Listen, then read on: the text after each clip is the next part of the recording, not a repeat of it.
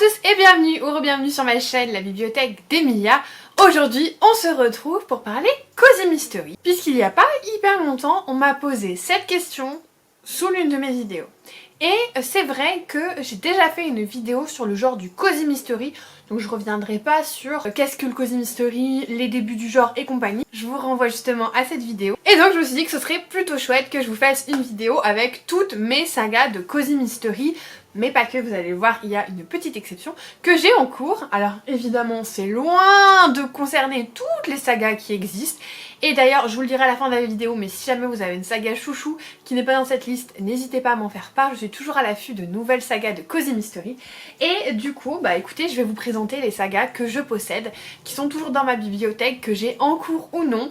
Voilà, on va commencer par celle qui est terminée. Je vous ai fait d'ailleurs un saga en série sur le sujet. C'est évidemment Les Détectives du Yorkshire de Julia Chapman, qui est une saga absolument fantastique, qui prend son temps. Le premier tome est long à poser le contexte, du coup j'étais pas hyper emballée à la fin du premier tome, mais dès le deuxième tome j'ai eu une passion pour Boncliffe et ses habitants, puisque dans cette saga on suit un duo d'enquêteurs, Samson qui travaillait à Londres et qui s'est fait un peu piéger, et du coup la police l'a renvoyé et il va rentrer dans son village d'origine, là où il n'est pas hyper bien accueilli puisqu'un drame s'était passé quelques années auparavant. Il va louer un local à Delilah pour monter son agence de détective, tandis qu'elle, elle va ouvrir une agence matrimoniale de rencontres, de speed dating, et lorsque plusieurs de ses clients sont attaqués, ils vont évidemment naturellement mener l'enquête tous les deux, et c'est vraiment une saga incroyable. Je vous renvoie à mon saga en série, mais ça c'est l'une de mes sagas préférées. Franchement je pense qu'elle est dans mon top 3, ouais je pense vraiment qu'elle est dans mon top 3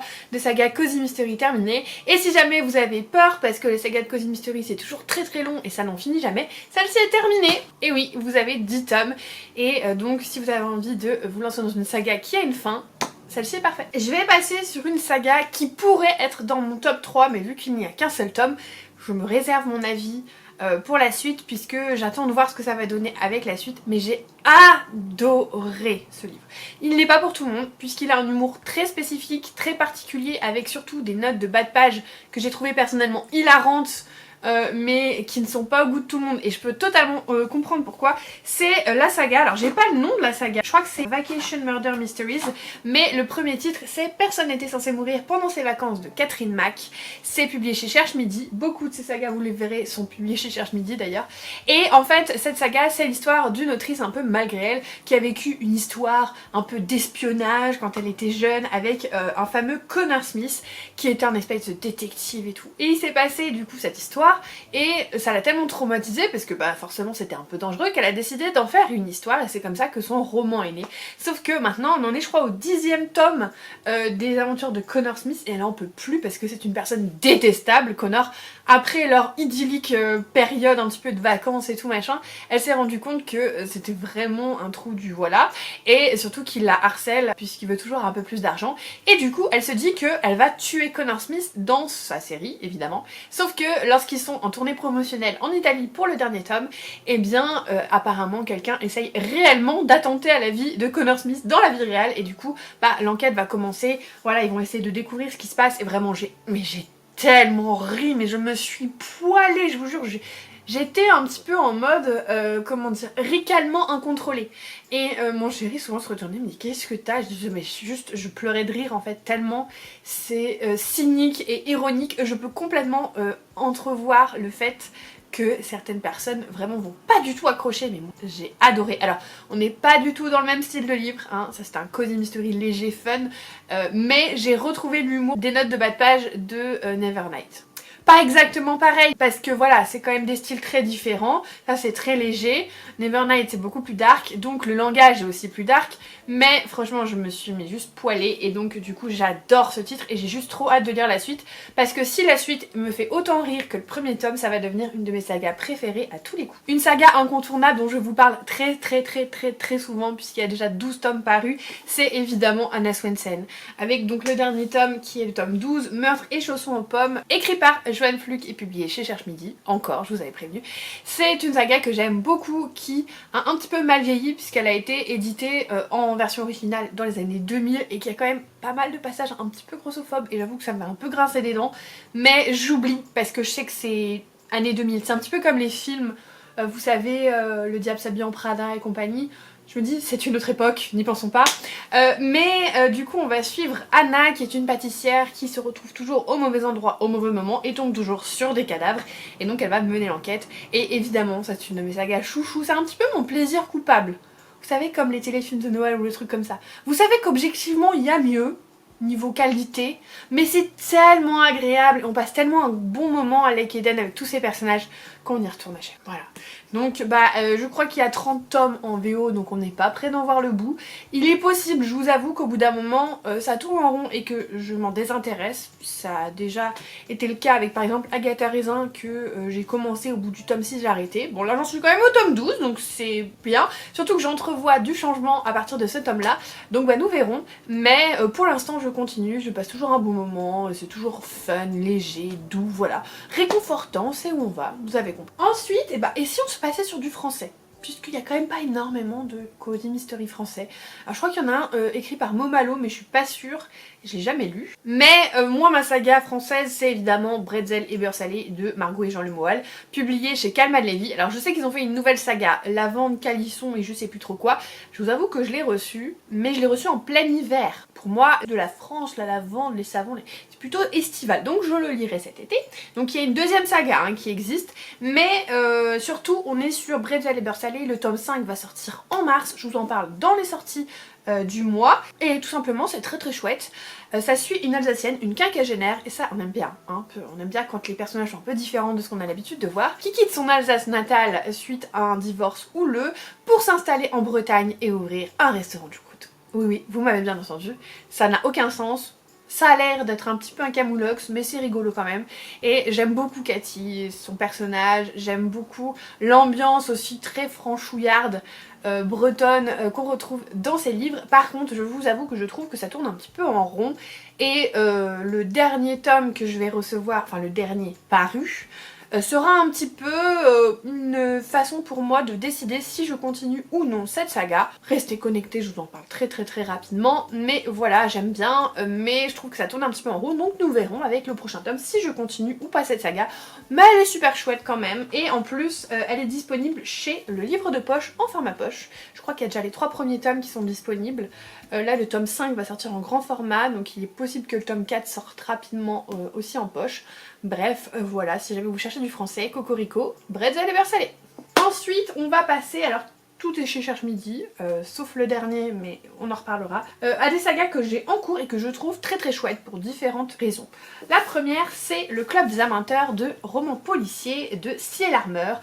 Le dernier tome, qui est le 4e, c'est Et ils ne furent plus que 9, et je crois que le prochain est prévu pour ce printemps. Alors je ne sais pas encore quelle date, parce que j'ai pas vu passer l'info.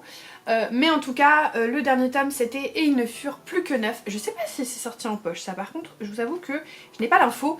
C'est un groupe de lecteurs fans de romans policiers, notamment Agatha Christie et compagnie. Ça se passe en Australie, même s'il y a des moments où ils voyagent un petit peu. Et c'est ça que je trouve assez chouette dans cette saga, c'est que vous avez vraiment un groupe. Alors, à des moments, on voit plus certains personnages que d'autres, mais on a quand même un groupe de 6 ou 7 personnes. Il y a des gens qui arrivent, des gens qui partent, des gens qui arrivent, des gens qui partent. Et c'est un procédé que j'aime beaucoup et qui change un petit peu de ce qu'on a l'habitude de voir, où vous avez souvent plutôt un personnage principal féminin accompagné d'une amie et d'un love interest, voire deux, puisque le triangle amoureux dans le cozy mystery c'est quand même très répandu. Là on est vraiment quand même sur une équipe et je trouve ça très chouette. Alors je sais que ce dernier tome n'a pas fait l'unanimité, mais franchement moi je passe toujours un très bon moment, ça se lit tellement vite, c'est tellement fluide. Et le fait qu'on ait tous ces personnages, je trouve que ça donne du dynamisme et du rythme à l'histoire. Donc voilà, je vous le conseille, c'est très chouette. Par contre, je sais pas si c'est déjà sorti en poche. Par contre, celui-ci, je suis sûre que c'est pas sorti en poche. Et encore une fois, on a une dynamique que je trouve assez originale. C'est la saga Les 3 Dahlias de Cathy Watson. Le dernier tome qui est sorti, c'est Lady Detective, le tome 2. Est-ce qu'on a une info? Non, nous n'avons pas d'info sur la suite. Ah si, septembre 2025 pour le 3e tome. C'est une saga qui est en cours d'écriture, puisque en VO le 2e tome est sorti et le 3e ne l'est pas encore. Donc là on n'est pas du tout sur, vous savez, des vieilles sagas qui sont publiées avec 1000 tomes et du coup vous allez avoir 3-4 tomes par an. Là on est vraiment sur une parution d'à peu près 1 tome par an pour suivre l'autrice qui publie en même temps en VO. C'est une saga que je trouve très originale. Pourquoi? Puisque nos personnages principaux sont trois, ce sont 3 femmes, mais surtout 3 femmes d'âge différents. Vous avez une à peu près entre 20 et 30 ans, on va dire, une quinca et une septuagénaire, qui sont 3 actrices et chacune a la particularité d'avoir interprété Dahlia Lively. C'est très dur à dire, hein. Dahlia Lively, c'est une espèce de Miss Marple dans un univers où vous avez une autrice qui ressemble fortement à Agatha Christie, qui a créé un personnage iconique de Cozy Mystery qui ressemble énormément à Miss Marple. Et du coup, la première, donc la septuagénaire, a été la première interprète au cinéma de cette enquêtrice. La seconde, qui est Quinca, elle l'a interprétée dans un reboot qui s'est passé à la télévision, donc une longue série. C'est d'ailleurs celle qui l'a interprétée le plus longtemps. Et là, vous avez un nouveau reboot avec cette jeune actrice qui a un passé un petit peu sombre, voilà, qui a à peu près 30 ans. Et les 3 vont être invités à une réunion de travail pour, du coup, le reboot de ce film, pour participer aux réunions, en fait, avec toutes les personnes qui sont impliquées, que ce soit la production, que ce soit les héritiers de l'autrice. Voilà, ils sont tous réunis dans un manoir et il y a un meurtre. Et du coup, les 3 femmes, elles vont prendre le rôle de Dahlia Lively et elles vont mener l'enquête. Et ça, j'ai adoré cette dynamique entre 3 générations différentes, puisque du coup, elles ne réagissent absolument pas de la même façon, elles n'ont pas les mêmes valeurs entre guillemets, elles n'ont pas les mêmes automatismes. Et du coup, le mix des 3 était hyper sympa, hyper rafraîchissant, novateur, ça changeait vraiment de ce qu'on avait l'habitude de lire, et en plus ça se lit tout seul. C'est très dynamique, c'est prenant, c'est haletant. Je trouve que l'intrigue est très bien ficelée à chaque fois sur les 2 tomes. Vraiment, j'adore cette saga. Honnêtement, c'est une des sagas qui est dans mon top 3 avec Anna Swensen, du coup, qui est là parce que c'est un plaisir coupable, et les détectives Yorkshire. Mais vraiment, cette saga-là, en termes de saga nouvelle où j'ai lu au moins 2 tomes déjà, c'est ma préférée. Je la trouve vraiment très qualitative et je vous la conseille 1000 fois. Par contre, je ne crois pas qu'elle est déjà sortie en poche. Toujours chez Cherche Midi, toujours une saga récente qui est en cours d'écriture par l'autrice du coup en VO. Alors je sais qu'il y a déjà quand même 4 tomes qui sont sortis en VO. Le prochain tome est prévu, il n'y a pas de date, il y a juste marqué prochainement. C'est La cuisine mortelle de Tita Rossi, écrit par Miape Mansalada. Et là aussi, on a quelque chose d'assez rafraîchissant et original, mais c'est pas vraiment dans la construction, puisque là on est vraiment sur le classique, l'héroïne féminine qui a des amis pour l'aider, qui a une famille pour l'aider, qui a des intérêts multiples amoureux, même si ça change un petit peu quand même dans le tome 2, mais on est vraiment sur le classique du Cozy Mystery. Notre héroïne qui s'appelle Lila, elle travaillait à Chicago, en ville. Elle a eu une mauvaise rupture, elle est retournée dans sa ville de naissance. Il se trouve que sur place, son ancien copain du lycée qui s'appelle Derek est devenu un critique gastronomique sur son blog, un petit peu comme maintenant vous avez sur Instagram des gens qui vont au resto, qui donnent des adresses et compagnie. Sauf que il donne des très mauvaises notes et des très mauvaises critiques en général, et donc il va manger au restaurant de sa tante qui s'appelle Rosie, Tita Rossi, et en fait il va tomber reine mort. Et donc forcément tous les soupçons vont être tournés vers la famille de Lila, et elle va décider de mener l'enquête, d'aider du moins à mener l'enquête pour essayer de disculper les siens. Et là où c'est très original, c'est surtout dans le tome 2, puisque dans la plupart des Cozy Mystery, les gens ils passent à ça de la mort à chaque fois, ils font des découvertes macabres, voilà, ils ont des situations hyper stressantes, et puis ils le vivent très bien, genre tout va bien, personne n'en reparle et tout. Alors que dans cette saga, dans le tome 2, Lila, elle est traumatisée, elle a un stress post-traumatique de ce qui lui est arrivé, d'être passée près de la mort, d'avoir fait une découverte macabre, d'avoir mené l'enquête et tout, ça l'a vraiment traumatisée. Ce qui se comprend, ce qui est normal en fait, parce que c'est pas une enquêtrice à la base, donc c'est normal. Le fait que ce soit traité, géré, qu'elle aille voir le psychologue, qu'elle ait des réactions en lien avec ce stress post-traumatique, je trouvais ça vraiment très chouette. Que ça apportait vraiment du réalisme, mais en même temps c'est traité quand même avec légèreté. Alors je sais pas comment le dire, mais la façon dont c'est traité, c'est pas non plus lourd, ça va pas vous plomber l'ambiance et compagnie, mais c'est quand même traité et je trouvais ça très chouette. Ça apportait vraiment du réalisme et c'est une saga que j'aime beaucoup, qui est très gourmande. Alors je vous avoue que la cuisine des Philippines, c'est quand même énormément d'ingrédients qu'on n'a pas du tout l'habitude de manger, et pour la plupart que je n'ai jamais goûté. Personnellement, je n'en ai jamais vu et la plupart des recettes que j'ai dans le livre, vraiment, c'est inconnu au bataillon pour moi. Ça me donne envie de tester, mais c'est vrai que du coup, je connais pas trop ses saveurs, mais ça reste gourmand et ça me donne envie, ça titille mon intérêt. À chaque fois, je vais regarder quand même les recettes sur internet, même si je ne sais pas où trouver ces ingrédients, mais ça m'intrigue. Je sais pas si vous l'avez compris, hein, mais les Cozy Mystery culinaires en général, ça me botte quand même vachement. Et enfin, la dernière saga que je vais vous présenter, c'est une saga qui est plutôt cosy que mystery, dans le sens où on n'est pas du tout dans la recherche d'un meurtrier et compagnie. Il y a quand même du mystère, mais pas trop. Donc je vous la mets quand même, mais pour moi c'est pas du cosy mystery. C'est La mort de Tante Dimithy de Nancy Atherton, publié chez Verso. Il y a déjà 3 tomes qui sont parus. Moi personnellement je n'ai lu que le tome 1, donc je peux pas vous en dire plus. Je pense que je verrai avec le tome 2 si je continue ou pas la saga, parce qu'il y a 30 tomes, même plus. Qu'est-ce qui se passe dans cette histoire? On suit Laurie, qui est une jeune fille qui a vraiment une vie pourrie, vraiment pourrie.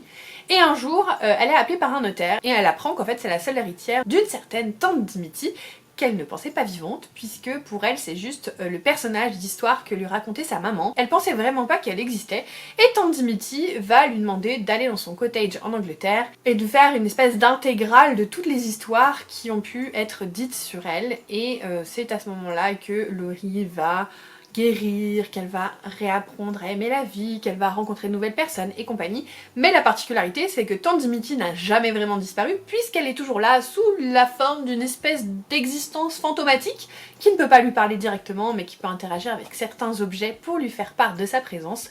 C'est une saga, dans le premier tome du moins, que j'ai trouvé plutôt chouette, assez cosy, très doudou, pas du mystery, hein. Vraiment on est plus sur quand même la recherche d'un mystère, mais pas vraiment un meurtre. On est loin des copains que je vous ai présentés avant, mais c'était quand même très chouette et j'aimerais bien essayer de lire rapidement le tome 2 pour quand même me faire une idée, parce que je trouve que lire plusieurs tomes d'une série comme ça c'est quand même très important, parce que le tome 1 peut être très prometteur et la suite se casser un petit peu la figure, donc nous verrons. Et on est arrivé à la fin de mes sagas. Surtout n'hésitez pas, si vous avez une saga chouchou en Cozy Mystery, vraiment mettez-moi en commentaire, dites-moi ce que c'est et j'irai me renseigner, puisque je suis toujours à l'affût de nouvelles sagas parce que j'adore ce genre. Dites-moi tout en commentaire, et si jamais vous êtes un peu timide et que vous ne savez pas quoi mettre, mettez-moi un petit emoji loupe pour l'enquêteur, ça me fera hyper plaisir. Je vous remercie pour tout votre soutien vidéo après vidéo, vraiment à chaque fois un grand merci pour tous nos échanges. Si vous n'êtes pas abonné, n'hésitez pas à le faire, mettre un petit commentaire et un pouce en l'air. Et moi comme d'habitude, en attendant la prochaine vidéo, je vous souhaite de merveilleuses lectures et je vous fais des bisous.